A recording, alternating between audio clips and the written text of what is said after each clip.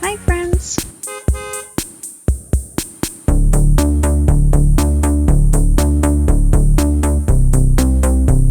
Let's explore the fascinating natural phenomenon of the tidal bore, in Truro, Nova Scotia.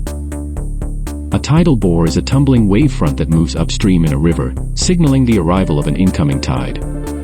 This happens in regions with large tides, like the Bay of Fundy. For a tidal bore to occur, three conditions are necessary: an almost flat riverbed, a higher riverbed above the low tide level, and relatively shallow river water. In Truro, located near the Bay of Fundy, you can witness a tidal bore twice daily on the Salmon River. Predicted times allow visitors to experience this natural spectacle. The bore showcases the extremity of Fundy's renowned tides, which are among the highest in the world. Fundy's tides are so high due to a phenomenon called resonance.